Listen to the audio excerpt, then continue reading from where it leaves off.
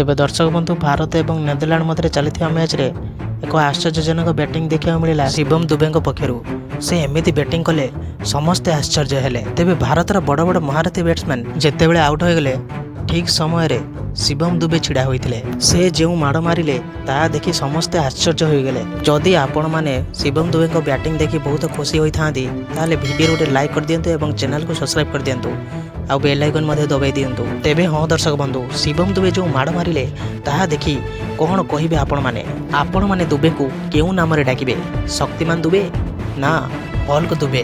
Comment माध्यम आपणकर मतामत जणाइबे। तेबे भारत प्रथमे टॉस जीति बैटिंग करिया निष्पत्ति नैथिला। तेबे सूर्य कुमार एही निष्पत्ति भूल प्रमाणित हेबाकु चलीथिला कारण अभिषेक शर्मा प्रथमे 3 बॉल रे 0 रन करी आउट हो गले। सेही परी 7 बॉल रे 18 रन करथिबा ईशान किशन मध्य आउट हो गले। तिलक वर्मा 27 बॉल रे भल भल शॉट खेली 31 रन करी आउट हो गले एवं पड़िया रे छिड़ा होइथिले सूर्य कुमार यादव एवं शिवम दुबे।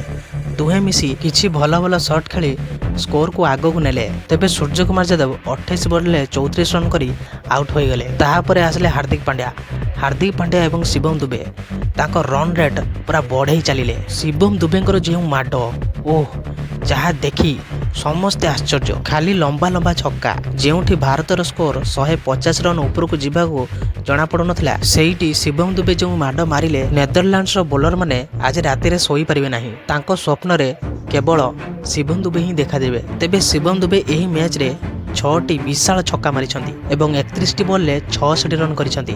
सेहीपरि हार्दिक पांड्या 21टी बॉल खेली 30 रन करिछंती। सेहीपरि रिंकू सिंह 3टी बॉल रे 6 रन करी नॉट आउट रे जाइछंती। तेबे दर्शक बंधु आपण माने जदि एही भली वीडियो देखिया पय चाहछंती ताले वीडियो रे गोटे लाइक एवं चैनल को सब्सक्राइब कर दियंतु कारण एही भली प्रकार वीडियो आपण माने एही चैनल रे देखिया पाइबे। तेबे रहिली जय श्री राम।